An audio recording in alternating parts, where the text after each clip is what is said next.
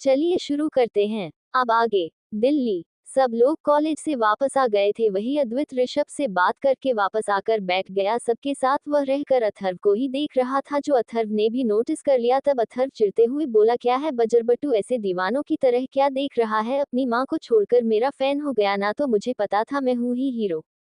तब अद्वैत मूवी कर बोला, हूँ बुढ़ापे की तरह जाते हुए हीरो है आप, हैंडसम होट और डैशिंग हीरो तो मैं हूँ, और जवान भी।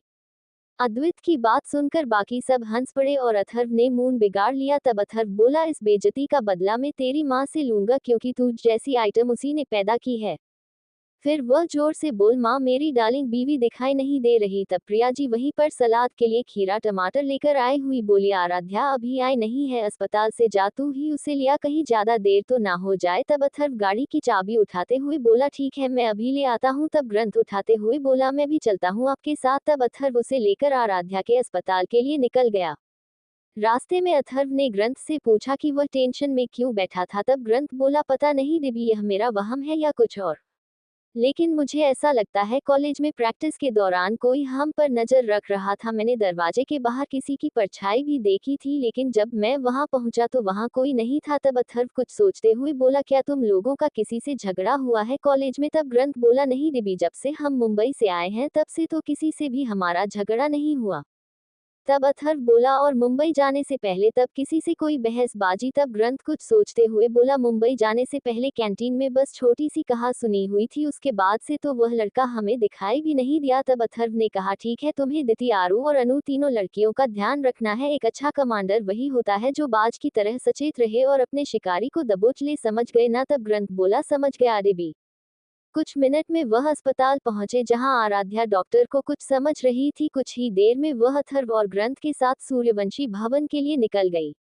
वही हवेली के में डिनर के बाद आदित्य ऋषभ के रूम में उसके पास ही लेटा हुआ उससे बातें कर रहा था। तब ऋषभ बोला, पापा जब आप सब छोटे थे तब भी क्या अथर्व चाचा जो यहाँ आते रहते थे? तब आदित्य बोला, वह यही रहता था, तो वह कहाँ से आता? तब ऋषभ बोला, मतलब? तब आदित्य बोल, मतलब वह, हाँ वह करणवीर जी दादाजी उसे पैदा होने के बाद यही छोड़ गए थे। तब ऋषभ बोला, पापा फिर आज दोपहर को दादी चाचू को अपना बेटा क्यों कह रही थी? मैंने सब सुना था। तब आदित्य उसकी तरफ देखने लगा तो ऋषभ अंधेरे में तीर चलाते हुए बोला, मैं जानता हूँ पापा, अथर्व चाचू आपके सबसे छोटे भाई हैं, दादी के सगे बेटे हैं वह। अगर यह सच है तो फिर चाचू दिल्ली में क्यों रहते हैं? ऋषभ ने आदित्य को अपनी बातों के जाल में फंसा लिया। वही आदित्य मन में सोते हुए बोला, ऋषभ को पता चल गया है तो मतलब धीरे धीरे सब बच्चों को पता चल जाएगा। जब अदिति और अद्वैत को पता चलेगा तब क्या होगा? हो सकता है वह लोग यहाँ अपने घर में रहने की जीत पकड़ ले। अथर्व हर किसी से जीत सकता है, लेकिन अपने ही बच्चों से वह जरूर हार जाएगा, और क्या पता वह यहाँ वापस आ जाए। मन खुश हो जाएगी, और पापा वह तो चाहते ही है कि अथर्व यहाँ वापस आ जाए। यही सब सोते हुए आदित्य बोल, हाँ ऋषु, अथर्व माँ का ही बेटा है, उन्होंने ही उसे जन्म दिया है। ये सुनकर ऋषभ थोड़ा सा चौंक गया और कहा, क्या फिर वह यहाँ आपके साथ अपने घर में क्यों नहीं रहते? तब आदित्य ने कहा, वह जब अथर्व छोटा था तब पापा उसे पसंद नहीं करते थे, तो उसे पढ़ने के लिए हॉस्टल भेज दिया गया। वहां पर वह जाकर अपने इन 4-5 दोस्तों से मिला और उनकी फैमिली के साथ भी काफी अटैक हो गया। बाद होते होते इन लोगों ने उसका दिमाग खराब कर दिया और ये लड़का भी वही दिल्ली में जम गया। तब ऋषभ हैरान होते हुए बोला, लेकिन दोनों दादू तो सगे भाई हैं ना? तब आदित्य बोल, एक्चुअली एक एक्सीडेंट में करणवीर दादू और प्रीतम चाचा जी परिवार से अलग हो गए थे, सबको लगता था वह दोनों जिंदा नहीं है। तब दादी के घर वालों ने दादी की शादी मोहन दादू से करवा दी। प्रीतम चाचा और पापा दोनों ही करणवीर दादाजी के बेटे हैं, वह भी जुड़वाइए। सुनकर ऋषभ एक बार फिर हैरान रह गया। तब आदित्य ने आगे कहा, ये सब हम सबको पता चल गया था जब अथर्व आराध्या से शादी करके आ गया था। इसी दौरान हम सबको पता चला कि अथर्व को उन्होंने बहुत पहले से कानूनी तौर पर गोद लिया हुआ है। तब ऋषभ बोला, लेकिन ऐसा कैसे कर सकते हैं वह? तब आदित्य ने कहा, जब अथर्व 18 साल का था तब उसने उन लोगों के बनवाए और ऑप्शन के कागजात पर साइन कर दिए थे। दूसरा, विराट अंकल जाने माने वकील थे, कानूनी दावपेच काफी अच्छे से समझते थे, तो इसीलिए उन लोगों को अथर्व को हमसे छीनने में आसानी हुई। हम सब आज भी चाहते हैं अथर्व हम सबके साथ यहाँ हवेली में रहे, लेकिन आदित्य ने आगे की बात अधूरी छोड़ दी, जिसे ऋषभ समझ गया कि वह आगे क्या कहना चाहता है। आदित्य ने खुद को रोहिणी और राकेश को इतना सीधा बताया कि यह सबको दिल्ली वाले सब लोग गलत लगने लगे। उसे अंदाजा नहीं था उसने ऐसा करके कितना बड़ा बखेड़ा खड़ा कर दिया था। आदित्य के जाने के बाद ऋषभ ने अद्वैत को फोन किया, जो फिलहाल बिजी आ रहा था। उसने कुछ देर बाद दोबारा फोन करने का सोचकर फोन रख दिया। वहीं दूसरी तरफ सूर्यवंशी मेंशन में डिनर के बाद सब लोग सोने जा चुके थे। अद्वैत शिविका से बात कर रहा था जब ऋषभ का उसे फोन आया था, लेकिन उसने ऋषभ से बाद में बात करने का फैसला किया और शिविका के साथ वार्तालाप में बिजी रहा। आज ग्रंथ अलग अलग कमरे में सो रहा था। वहीं राजपूत मेंशन में यामिनी जब अपने कमरे में सोने जा रही थी तब उसे जाते हुए शिविका को किसी से फोन पर बात करते हुए सुना। बातें सुनते हुए उसे पता चल गया कि वह अद्वैत से बात कर रही है। ये सोचकर ही उसका खून खौल गया। वह गुस्से से अपने कमरे में चली गई और सोचने लगी कि वह ऐसा क्या करे जिसे अद्वैत उसका हो जाए। यही सब सोते हुए उसके दिमाग की बत्ती जली और वह मन में बोली, जितनी हंसी की लड़नी है तुम्हें लड़ा लो शिविका, लेकिन शादी तो अद्वैत से मेरी ही होगी, देख लेना। कुछ सोचकर वह मुस्कुराने लगी। आदित्य ने ऋषभ को बता दिया था, लेकिन दिल्ली वालों को उसने गलत बताया था। राकेश और रोहिणी की गलती उसने बात ही नहीं थी और शायद यही एक झूठ बहुत बड़ा तूफान लेकर आने वाला था इन सब के लिए। सूर्यवंशी मेंशन में डिनर के बाद सब सोने जा चुके थे। अद्वैत शिविका से बात कर रहा था जब ऋषभ का उसे फोन आया था, लेकिन उसने ऋषभ से बाद में बात करने का फैसला किया और शिविका के साथ बात करने में बिजी रहा। आज ग्रंथ अलग कमरे में सो रहा था। वही राजपूत मेंशन में यामिनी जब अपने कमरे में सोने जा रही थी तब उसने जाते हुए शिविका को फोन पर किसी से बात करते हुए सुना। बातें सुनते हुए उसे पता चल गया कि वह अद्वैत से बात कर रही है। ये सोचकर ही उसका खून खौल गया। वह गुस्से से अपने कमरे में चली गई और सोचने लगी कि वह ऐसा क्या करे जिससे अद्वैत तो उसका हो जाए। यही सब सोते हुए उसके दिमाग की बत्ती जली और वह मन में बोली, जितनी हंसी की लड़नी है तुम्हें लड़ा लो शिविका, लेकिन शादी तो अद्वैत से मेरी ही होगी, देख लेना। कुछ सोचकर वह मुस्कुराने लगी। सूर्यवंशी मेंशन में शिविका से बात करते करते ही अद्वैत सो गया था। वही ऋषभ भी सो चुका था। अगले दिन सुबह अथर्व सभी लड़कों को मार्शल आर्ट की प्रैक्टिस करवा रहा था। सभी लड़के वेल ट्रेन थे। बच्चों को तो अथर्व बहुत पहले ही सेल्फ डिफेंस और भी कई स्किल सीख चुका था और ग्रंथ ने भी काफी सारी फाइटिंग स्किल सीखी हुई थी। वही अदिति को तो मार पिटाई में बहुत ज्यादा इंटरेस्ट था, इसलिए उसने भी सब कुछ सीखा हुआ था। आकृति में बस थोड़ी हिम्मत की कमी थी, वरना हमले का जवाब वह भी अच्छा खासा है दे देती थी। प्रैक्टिस के बाद सब नहाने चले गए। अद्वैत का फोन वही बाहर गार्डन में बेस पर रह गया था जो बज उठा। अथर्व ने फोन उठाकर देखा तो बड़बड़ करते हुए कहा, ये ऋषभ को सुबह सुबह क्या बात करनी है इस लड़के से। उसने फोन उठाया तब ऋषभ ने बिना सामने से किसी से बोले पट पट सब कुछ बोलना शुरू कर दिया, जिसे सुनते हुए अथर्व का चेहरा गुस्से से लाल हो गया था, लेकिन वह बोला कुछ नहीं। सब कुछ बात कर ऋषभ बोला, अभी प्रीतम दादू और राकेश दादू दोनों भाई हैं, वह भी सगे, और अर्थ चाचू राकेश दादू के बेटे हैं। जैसा कि हम सबको शक था, पापा बता रहे थे कि अर्थ चाचू को प्रीतम दादाजी ने बिना उनकी फैमिली को इन्फॉर्म किया गोद ले लिया था, जो कि पूरी तरह से गलत था। मुझे लगता है कि अर्थ चाचू को यहाँ अपने घर में हमारे साथ रहना चाहिए था। तभी अथर्व बड़ी ही ठंडी आवाज में बोला। ऋषभ फोन की दूसरी तरफ से अथर्व की आवाज सुनकर ही सबके तोते उड़ गए। वह हकलाते हुए बोला, चाचा चाचू आप। तब अथर्व उससे बोला, क्या किसी और ने भी तुमसे इस बारे में बात की? तब ऋषभ बोला, नहीं नहीं चाचू, वह बस मैं कल रात पापा के सामने अंधेरे में तीर चलाया तो उन्हें लगा कि मुझे सब पता चल गया, तो इसलिए उन्होंने मुझे सब कुछ बता दिया। तब अथर्व बड़े ही आराम से बोला, इस बारे में अभी किसी से कोई बात मत करना, मैं अभी दीदी और तेरी मासी के साथ सैटरडे को वहां आऊंगा और खुद से सबको सच बताऊंगा, और तब तक के लिए अपना मुंह बंद रखना, समझ गए ना? तब भी सब बोलने, जी चाचू।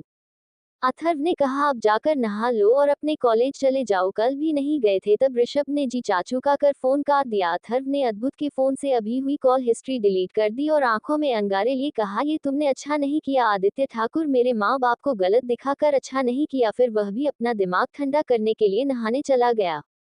अद्वैत जब नहाकर कमरे में आए तो उसे अपना फोन याद आ गया, जिसे लेने वह नीचे गया तो हाल में बेस पर ही उसका फोन रखा हुआ था। उसने फोन उठाया और वही सोफे पर बैठकर ही सबको फोन मिला दिया। सामने से ऋषभ ने फोन उठाया तो अद्वैत बोला, ब्रदर रात में कुछ बात करनी थी क्या तुम्हें? वह मैं अपनी गर्लफ्रेंड के साथ बिजी था। तब ऋषभ बोला, नहीं वह मैं बस ऐसे ही फोन कर रहा था। अच्छा मैं कॉलेज के लिए तैयार हो रहा हूँ, फिर फोन करूंगा, बाय। इतना कहकर ही सब ने फोन काट दिया। वही अद्वैत ने फोन को घर कर देखा और बड़बड़ाते हुए कहा, इसे क्या हो गया, खुद तो रात में फोन कर रहा था। तब प्रीतम जी तैयार होकर आते हुए बोले, छोटे खरबूजे सुबह सुबह फोन में घुस गए, किताबों में भी तो घुस सकते हो। तब अद्वैत उनके कंधे पर टंगते हुए बोला, दादू मुझे नई गाड़ी दिलवा दीजिए ना। तब प्रीतम जी बोले, ठीक है इस बार तेरे बर्थडे पर दे दूंगा। अद्वैत ने हैरान होकर प्रीतम जी को देखा और कहा, दादू आपने एक बार में भी मना नहीं किया। तब प्रीतम जी उसके गाल खींचते हुए बोले, क्यों मना करो भाई, मेरे पोते हो तुम, तेरे बाप ने कभी नहीं गाड़ी नहीं मांगी, उसका दिल हमेशा विराट की पुरानी वाली गाड़ियों पर आता था, पता नहीं ये सादे मानव का कैसा दिमाग है। तब अद्वैत बोला, दादू वहाँ हवेली में भी तो सब पापा से प्यार करते हैं, तो क्या वहाँ उन्हें गाड़ी नहीं दिलाते थे? तब प्रीतम जी बोले, दिलवा देते अगर तेरा बाप लेता, लेकिन ये कनखजूरा अलग किस्म का प्राणी है। ले नाम लिया और शैतान हाजिर। उन्होंने अथर्व को आता देखा तो जोर से उसकी टांग खींचते हुए बोले, और मेरे मुंगेली लाल बड़ा चमक रहा है आज। तब अथर्व उन्हें आंख मारते हुए बोला, आपकी बीवी को भगा कर ले जाने की तक में हूँ, बस आपके सदन जाने का वेट कर रहा हूँ। अथर्व की बात सुनकर प्रीतम जी का मुंह बन गया। वहीं अद्वैत हंसते हुए मन में सोचते हुए बोला, इनकी हरकतें एकदम बाप बेटे जैसी है, अक्षत पापा बड़े दादू की तरह एकदम, लेकिन अगर यह रोहिणी दादी के बेटे हैं तो नहीं, ऐसा कैसे हो सकता है? या फिर कहीं प्रीतम दादू ने रोहिणी दादी से अफेयर तो नहीं चला रखा था? ऋषभ के फोन को रखने के बाद अद्वैत ने फोन को घर कर देखा और बड़बड़ाते हुए कहा, इसे क्या हो गया, खुद तो रात में फोन कर रहा था। तभी प्रीतम जी तैयार होकर आते हुए बोले, छोटे खरबूजे सुबह सुबह फोन में घुस गए, किताबों में भी तो घुस सकते हो। तब अद्वैत उनके कंधे पर टंगते हुए बोला, दादू मुझे नहीं गाड़ी दिलवा दीजिए ना। तब प्रीतम जी बोले, ठीक है, इस बार तेरे बर्थडे पर दे दूंगा। अद्वैत ने हैरान होकर प्रीतम जी को देखा और कहा, दादू आपने एक बार भी मना नहीं किया। तब प्रीतम जी उसके गाल खींचते हुए बोल, क्यों मना करो भाई, मेरे पोते हो तुम, तेरे बाप ने कभी नहीं गाड़ी नहीं मांगी, उसका दिल हमेशा विराट की पुरानी वाली गाड़ियों पर आता था, पता नहीं ये सादे मानव का कैसा दिमाग है। तब अद्वैत बोला, दादू वहाँ हवेली में भी तो सब पापा से प्यार करते हैं, तो क्या वहाँ उन्हें गाड़ी नहीं दिलाते थे? तब प्रीतम जी बोले, दिलवा देते अगर तेरा बाप लेता, लेकिन यह कनखजूरा अलग किस्म का प्राणी है। ल नाम लिया और शैतान हाजिर। उन्होंने अथर्व को आता देखा तो जोर से उसकी टांग खींचते हुए बोले, और मेरे मानगुरी लाल बड़ा चमक रहा है आज। तब अथर्व उन्हें आंख मारते हुए बोला, आपकी बीवी को भगा कर ले जाने की तक में हूँ, बस आपके सदन जाने का वेट कर रहा हूँ। अथर्व की बात सुनकर प्रीतम जी का मुंह बन गया। वहीं अद्वैत हंसते हुए मन में सोते हुए बोला, उनकी हरकतें एकदम बाप बेटे जैसी है, अक्षत पापा बड़े दादू की तरह है एकदम, लेकिन अगर यह रोहिणी दादी के बेटे हैं तो नहीं, ऐसा कैसे हो सकता है? या फिर कहीं प्रीतम दादू ने रोहिणी दादी से अफेयर तो नहीं चला रखा था? अद्वैत को सोचते देख अथर्व उसे घूरते हुए बोला, अब क्या उटपटांग सोच रहा है कचरे? तब अद्वैत प्रीतम जी को घूरते हुए बोला, सच सच बताइए दादू, आपका और रोहिणी दादी का अफेयर था ना? तब तक सब लोग तैयार होकर हाल में आ चुके थे और अद्वैत की बात भी सुन चुके थे। अथर्व अद्वैत को गुस्से से देखते हुए बोला, यह नालायक, ये किस पनौती का नाम जोड़ रहा है? मेरे पापा के साथ जोड़ना है तो किसी मशहूर एक्ट्रेस का नाम जोड़, जैसे आलिया भट्ट। तभी प्रीतम जी ने अथर्व की बात पर एक चपत लगाए और कहा, नालायक को बुढ़ापे में मेरा तलाक करवा दो दोनों। तभी करणवीर जी अद्वैत से बोले, अभी यह सुबह सुबह क्या बक रहे हो तुम, दारू तो नहीं पी ली है ना? तब अद्वैत ने कहा, घर में होती तभी तो पिता। तब अथर्वा ने अपना जूता निकाल लिया और अद्वैत के पीछे लग गया। दोनों बाप बेटी दौड़ते हुए वहां से गायब हो गए। प्रीतम जी ने प्रिया जी की तरफ देखा तो वह मुंह घुमाकर वहां से चली गई। वह भी अद्वैत को कोसते हुए डाइनिंग टेबल पर जाकर बैठ गए। वही अद्वैत भागते हुए ग्रंथ के कमरे में पहुंचा तो अथर्व ने उसे बेड पर दबोच लिया और उसके पिछवाड़े पर शपथ लगाकर कहा, नालायक, सुबह सुबह पीटने का फितूर चढ़ा है तुझे। तब अद्वैत बोला, पापा मैं तो बस मजाक कर रहा था। ग्रंथ दोनों बाप बेटे को देख रहा था। तब अथर्व ग्रंथ से बोला, तुम यहाँ अकेले क्या कर रहे हो, नीचे क्यों नहीं आए? तब ग्रंथ ने कहा, बस आ ही रहा था डिबी, वैसे हुआ क्या है, सुबह सुबह उधम मचा रहे हो आप दोनों? तब अथर्व बोला, इस लड़के का दिमाग खराब हो गया है और तू नालायक, सैटरडे शाम को हम हवेली जा रहे हैं, तेरे और सारी जनता के मन में उठने सभी सवालों का जवाब वही दूंगा। अद्वैत और ग्रंथ दोनों समझ गए अथर्व की बात। फिर सब लोग नाश्ता करने लगे। तब अथर्व अदिति से बोल, दिति तूने सबसे छुपाकर कोई कांड तो नहीं कर दिया? तब अदिति बोली, नहीं यार पापा, मौका ही नहीं मिल रहा जी। सुनकर सबने अदिति को घूर कर देखा। तब ग्रंथ ने कहा, अब तो ये सब की कसर मुझ पर निकाल लेती है परेशान करने की। तब अद्वैत बोला, तुझे ही तो यह मुसीबत पसंद है, वरना हर किसी को इनोसेंट, प्यारी, क्यूट और खूबसूरत लड़कियां पसंद आती है। तब अदिति अद्वैत को घूरते हुए बोली, और लड़कियों को भी अच्छे क्यूट हैंडसम लड़के पसंद आते हैं, तेरा एक कुत्ते जैसा मुंह किसी को पसंद नहीं आएगा। ये सुनकर सब लोग हंस पड़े।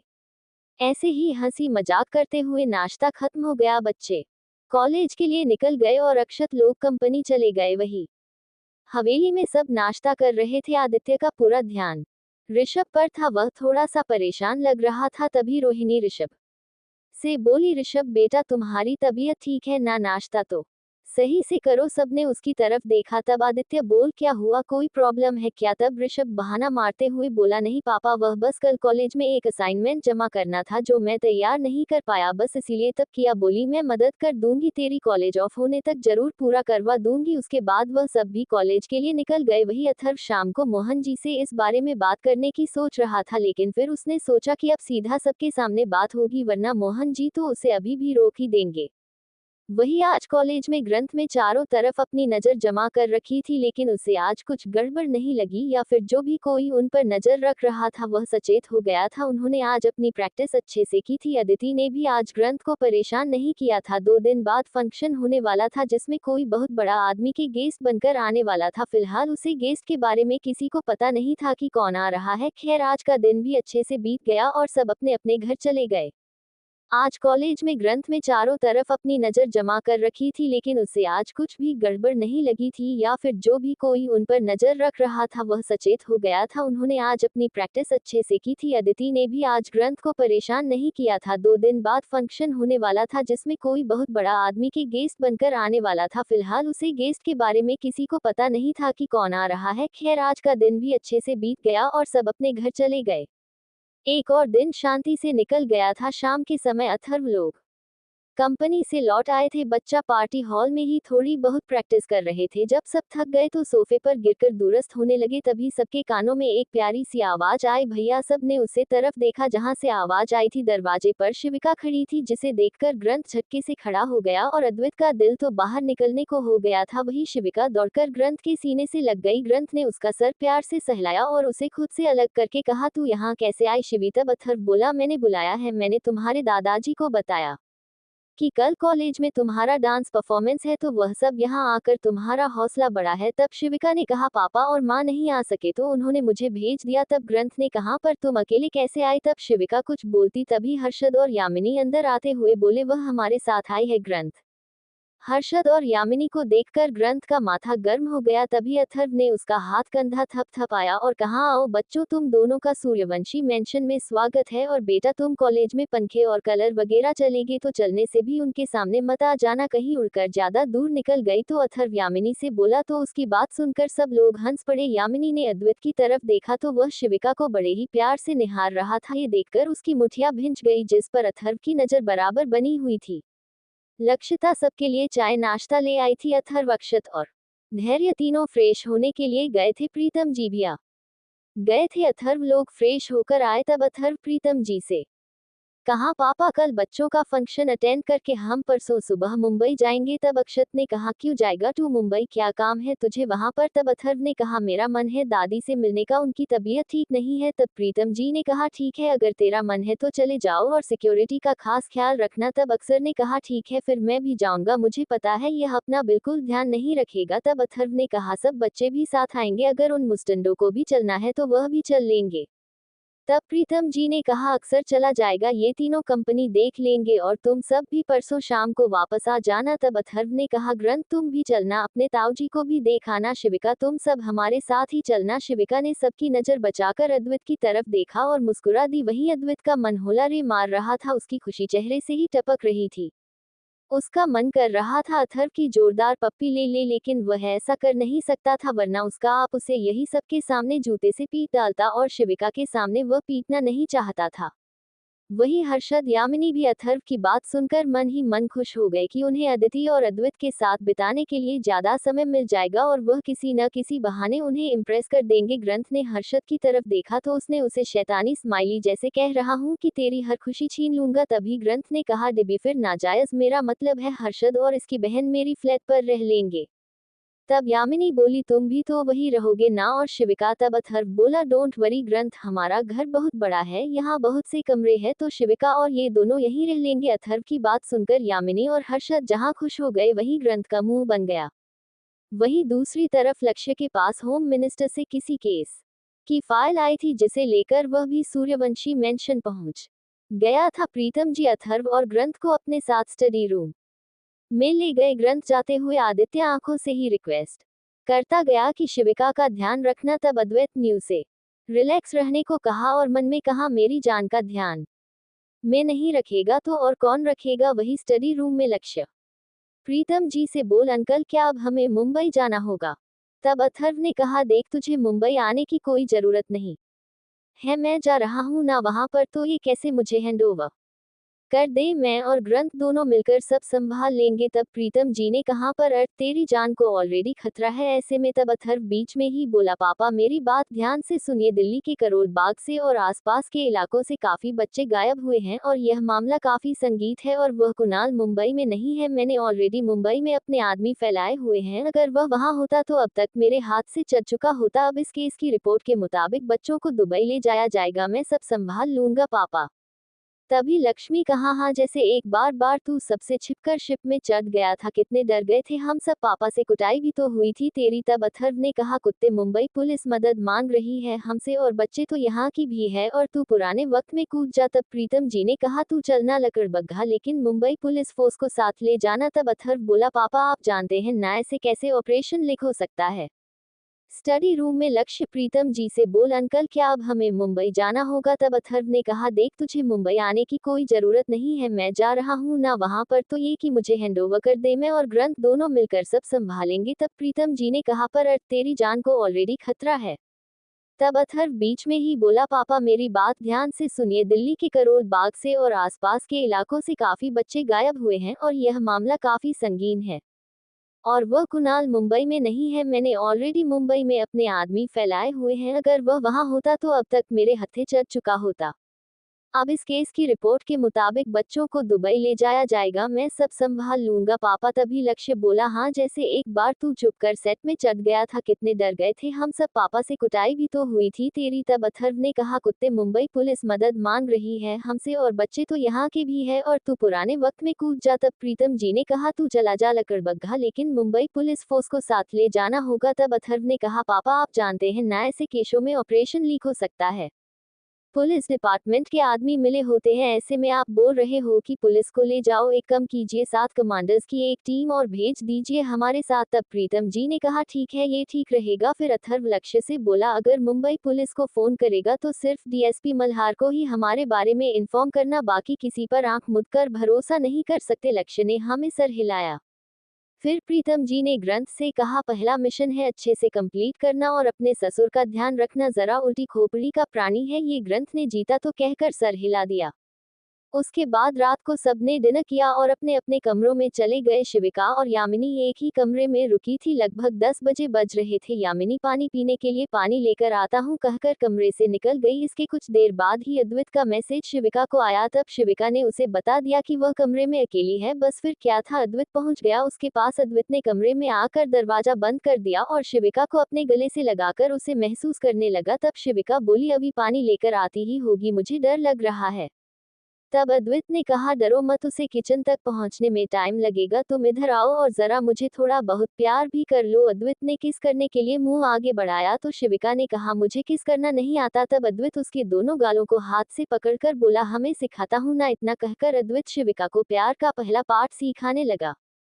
वही यामिनी बदबदाते हुए कॉरिडोर में मंडरा रही थी। वह बोली पता नहीं अद्वैत का कौन सा कमरा है, बोल दूंगी कि कमर भूल गई थी और गलती से उसके रूम में आ गई थी। हाँ यही सही रहेगा, लेकिन पहले पानी लाती हूँ ताकि मेरी एक्टिंग रियल लगे। इतना सोचकर वह सीढ़ियों से नीचे हॉल की तरफ बढ़ गई। वही हर्षद बेड पर पड़ा हुआ ग्रंथ को घूर रहा था। सामने ग्रंथ सोफे पर पड़ा हेडफोन लगाकर अपने डांस वाला गाना सुनते हुए अपने डांस स्टेप मन में दोहरा रहा था।